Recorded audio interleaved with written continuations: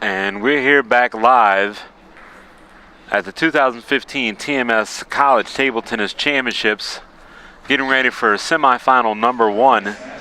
It's Ariel Hsing and Erica Wu of Princeton University versus Stephanie Sun and Ying Ni of Duke. Joining me in the booth is going to be Han Xiao. Han was with us last year. We're excited to have him back again with us this year. Han, tell us a little bit about some of your travel problems and worries that you've had getting here, like many others coming into Eau Claire. Yeah, it was a long day yesterday.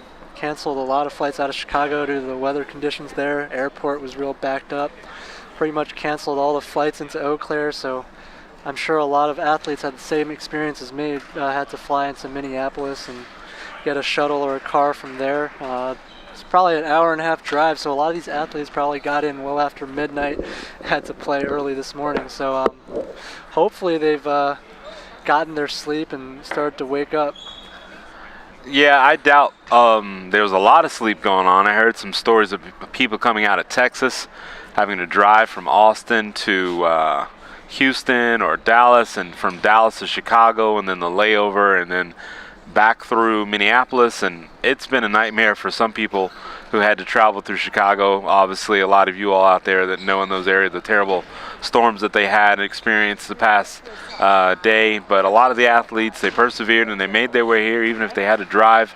And we're excited to have all of them here at the 2015 College Table Tennis Championships. Like I said, we're here. This is day number 1. I'm Joe Wells. Alongside me is Han Xiao, and underway is the women's semifinal number 1, Princeton versus Duke. First, you have your choice of ends. They choose this end. Umpire Linda Leaf just going through the pre-match routine, doing the coin flip, deciding which team is going to serve first. Receive first. Okay. And we have not had a chance to see this Duke pairing play yet today. They had a walkover earlier. Unfortunately, their opponents did not make it in for the tournament, probably due to the weather issues, but they're excited to be in this semifinal. Unfortunately, it is their first match of the day, and they've got their hands full with the number 1 seeds, Hsing and Wu. Yeah, it was a really sluggish start to the morning. Duke had a walkover. Princeton didn't really play very well their first match, despite being the number 1 seed. They dropped a game to a much lower ranked opponent, looked a little inconsistent, and in doubles it's going to be really difficult to adjust because not playing the ball with the same timing as you would in singles, the movement is a little more complicated. So we saw the Princeton team have their fair share of troubles, and some of the shots seemed like they should be easy balls, but making a lot of unforced errors when they dropped that second game. And I'm sure Princeton was just happy to make it, business as usual on the table in that opening match, maybe thinking about some of that, looking at as almost practice, unfortunately. And you can see a little bit of what I'm talking about in the warm-up. Both the Princeton players, Erica Wu and Ariel Hsing, are predominantly very close to the table players, like to play over the table, use a lot of the opponent's pace when they can. But in doubles, you can't both be on the table at the same time. You have to rotate around each other. Sometimes you have to hit the ball a little bit further away from the table. And so you start to, get these timings that you're not used to. So Princeton's going to have to get over that hurdle and want to play a little bit better and handle their business in this match. And Princeton not the only team having to adjust to the early starts and the adjustments of playing in doubles. A lot of these athletes are out on the practice courts trying to warm up as quickly as possible. The championships is moving right along. We've got tough time constraints here. You can see the ladies are trying to stay loose and warm up, talking it over. But at this point, when you get to the championships, there's not a whole lot of time for thought process and strategies, and you're pretty much expected to come right in and play right away, having competed throughout the seasons, having their own individual tournaments and training sessions. Yeah, and for the Duke team, the most important thing is to just not overthink this match. You're up against a much stronger opponent on paper. Especially in doubles, there's no need to overplay. Let the opponent make some mistakes. As I said before, they're not used to it either. They're not used to playing doubles as much as they are singles. Let them make some mistakes as well. Don't just go and swing for the fences and make a lot of mistakes and give a lot of free points away. So we'll see if Duke comes out with that attitude or not. And there you have it, Ariel Hsing with an opening loop to the open court, and oftentimes that happens. Lower-rated opponent feels like they have to play up to the level of the game, and a lot of times it just gets away from them really quickly. And Hsing and Wu are going to win a lot of those points early in the rally, especially when they are close to the table, get the first attack. But there you see Hsing going for an aggressive flip and missing, so that they are going to make some mistakes in the process. The key is just not to get intimidated when they make those good shots.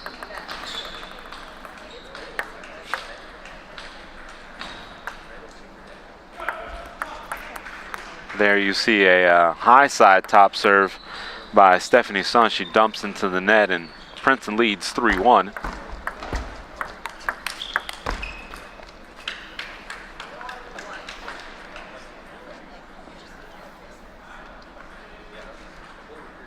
It's a little bit awkward timing from Hsing, caught Duke off guard. And a That's nice good save there by Erica Wu, but Stephanie Shi just drives that forehand to the open court. Yeah. It's really well done. Took the ball really early over the table. And really controlled too. Didn't go for too much.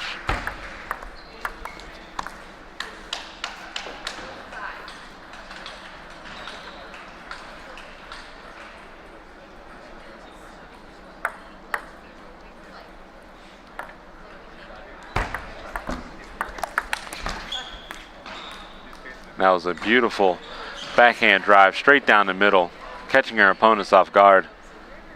Duke is in this opening game as they trail 3-5, but trying to stay within the moment. One of the big issues so far is Princeton's not able to generate a lot of good opportunities off their own serve. Sort of half chances every time. There's a good service winner.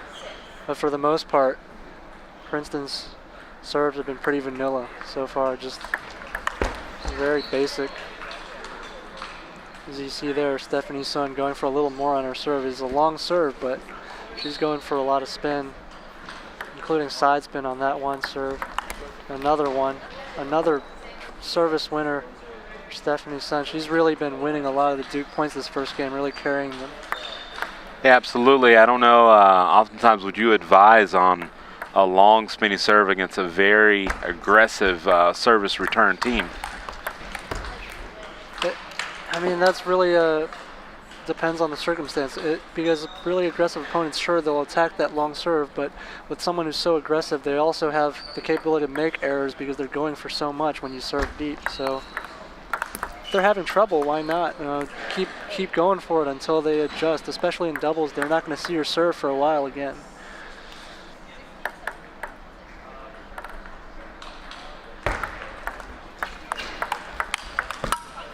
And you can see there, the attacker of the two on that Duke team is definitely going to be Stephanie Sun. She takes a backhand drive to the open court, not afraid to take her cuts. Surprisingly enough, Duke is really winning a lot more points off the service game in this first game. It's usually where you expect the stronger players to have a big advantage is the serve and return. In the rally, generally things even out a little bit, but this match has been the opposite so far. There's two good service points from Erica Wu. And that one a good follow from Ariel Hsing.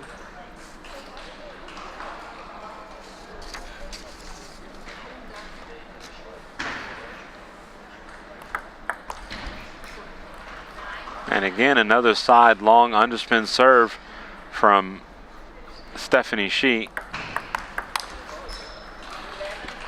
Correction, Stephanie Sun. And finally a good return from Ariel Hsing. Takes the first game for Princeton, 11-9.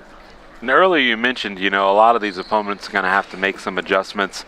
Obviously, singles and doubles, big difference as far as the movements on the table, and maybe they were still kind of dealing with some of those adjustments in that match as they were able to keep it probably closer than you would think.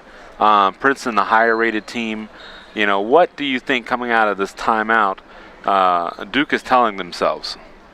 Well, they've got to be encouraged because I don't think they played especially well. They played within themselves. I think Stephanie Sun really played well that first game. Her attacks were very controlled for the most part.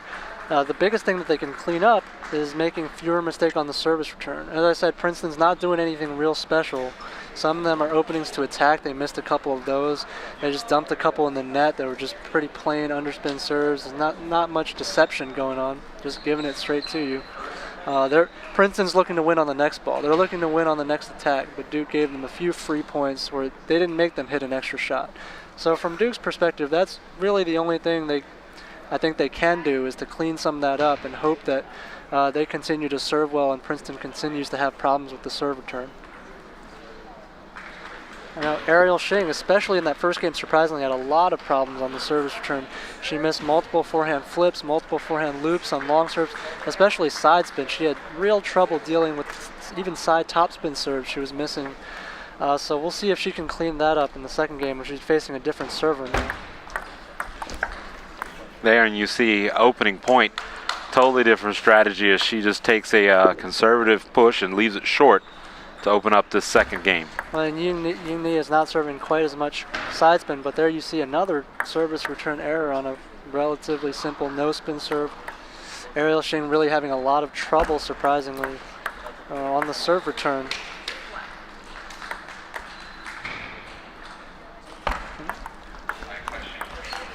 Honestly, I'm not sure what that is. It could be less practice, or it could be just that returning serve and doubles can be very different just because you're standing in a different position. And there you see Ying Li, the weaker of the two on the attack of the Duke team. Looks like she just was not comfortable taking that forehand. We've already stated it looks like that Stephanie Sun of Duke is going to be the attacker. She's going to be the one to take the cut first versus her teammate.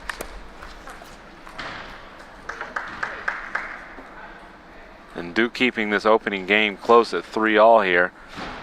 We're underway here, day number 1. You're watching semifinal number 1, Princeton University versus Duke. And a women's doubles event here, kicking things off. Pretty deep in the event now, so down to pretty much the best teams left in the event. Yeah, up next on table number 1 is going to be semifinal number 2, Sylvan Guo and Erica Tran of UC Berkeley versus Anastasia Rabika and Carolina Kajihara of Texas Wesleyan University.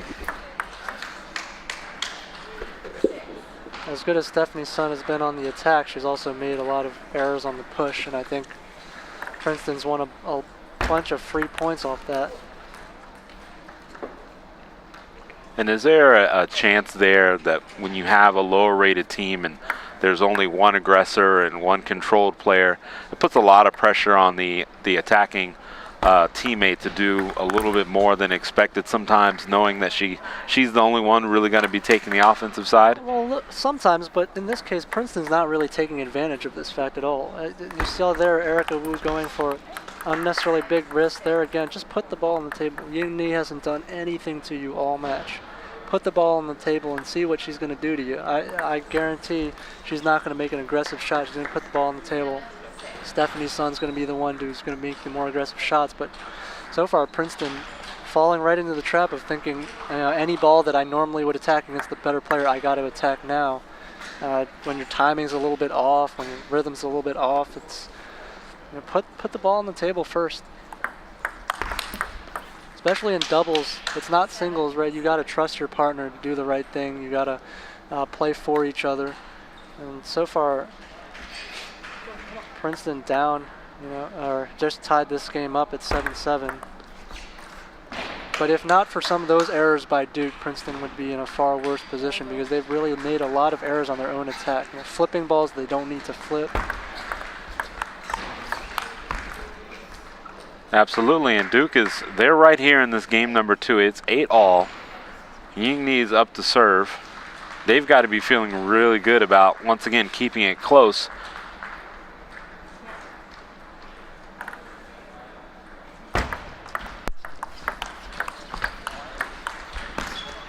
And there it is, right there, Han, was an example of just the adjustments of singles and doubles and the athletes getting caught out of position, scrambling to get back to the table.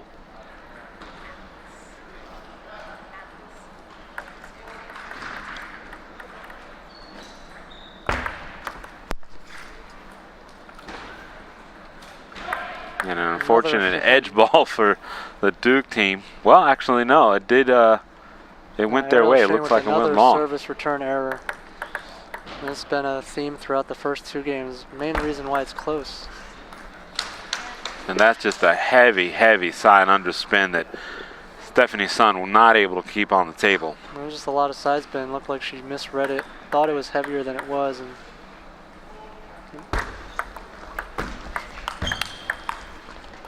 And a beautiful block there as Princeton escapes game number 2. And I use that word loosely, escapes game number 2, 11-9. At least they're kind of laughing about it in good spirits about even keeping that game close. Yeah, Princeton, it's obviously the far superior team technically here, but I still feel like they've got some things to work out as a team. They play very different styles. Despite the fact that Ariel Hsing and Erica Wu both play very close to the table, they play different styles. Erica Wu is primarily a blocker. She's not going to make very aggressive shots. So both teams really kind of mirror each other. You got one player that's more of a controlled player, not going to take a lot of big cuts, might attack when given the chance, and then the other player is far more aggressive. So Ariel Hsing is a very aggressive player. We know this from watching her for years and years. And then now finally at the collegiate level. But she's always going to take the aggressive shot when it's there. But sometimes those two styles need to meld a little more. So you need the aggressive player to tone it back a little bit, keep the ball on the table, because your partner can keep the ball on the table if nothing else. We saw that with the last point of the second game. Erica was a great blocker. You can make a slightly weaker shot. She's going to keep you in the point. You can look for a better opportunity. At the same time, Erica Wu's also got to realize that when Ariel Hsing is attacking, she needs to keep them on the front foot, be a little bit more aggressive than usual so that Ariel Hsing's not forced into a position where she's uncomfortable. She's used to being on the front foot all the time. She's not used to having to, play finesse and have to block, play defensive shots from off the table. That's not her game. So the Princeton team, is as good as they are, I feel like they still have room to work in terms of working together in that way. Well, here you have it here in game number 3. Princeton off to an early lead, 2-0. Just a minute ago, Han was talking about having to make the adjustments and still working through it. Unfortunately, we're in the semifinals, and we're moving right along. There's not going to be a lot of a time for trying to figure it out. Well, Erica Wu is a freshman, so it's to be expected. You're going to have these sort of growing pains with new teams that haven't played a lot of doubles together at any level, not just collegiate level, national team level. You have the best players in the world, right? Still going to have the same issues. It's just that maybe if they played more doubles, they understand more about how to work through it a little bit quicker. But I imagine, this pair we're going to see for years to come. I imagine they're going to work through some of these issues.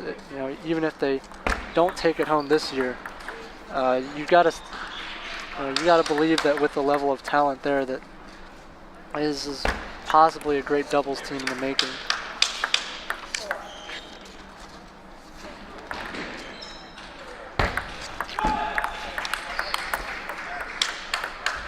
Seen that in the rally. They're really very strong. One of the things that Ariel Hsing will probably have to dial back is just simply the level of aggression on the serve return. We've seen Ariel Hsing make a lot of serve return errors, so hopefully as the tournament progresses, she realizes she doesn't have to go for as many flip kills on the serve return, go for as many loop kills on the serve return, but she's got a partner that has a great control game and can set her up for the next ball. There, Ariel takes a nice top spin to the open court, to the controlled player, but it was just too much. It was a beautiful ball. You can see she's trying to find some form there.